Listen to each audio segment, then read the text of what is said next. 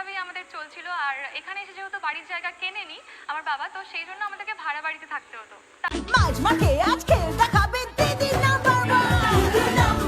Hello বন্ধুরা, আজকে আমি শেয়ার করতে চলেছি দিদি নাম্বার ওয়ানে বাংলার জনপ্রিয় ইউটিউবারদের মধ্যে কে কে উইনার হতে পেরেছে এবং কে কে পার্টিসিপেট করেছিল। তার আগে তোমরা অনেকে জিজ্ঞাসা করছো যে রচনা বিশ্বাসের আমরা এপিসোডটা কিভাবে দেখবো, কারণ 8ই মে দিয়েছিল কিন্তু সেটা আর তোমরা দেখতে পাচ্ছ না। এমনকি ইউটিউবেও তোমরা অনেক সার্চ করছো কিন্তু পাচ্ছ না। তাদেরকে আমি জানিয়ে দিই তোমরা কিভাবে দেখবে। এই যে স্ক্রিনের মধ্যে দেখতে পাচ্ছ এই ভিডিওটি দেখো, তাহলে তোমরা সম্পূর্ণভাবে জানতে পেরে যাবে তোমরা কিভাবে রচনাদির এপিসোডটি দেখবে একদম সম্পূর্ণ ফ্রি। এরপর মূল ভিডিওতে আসি।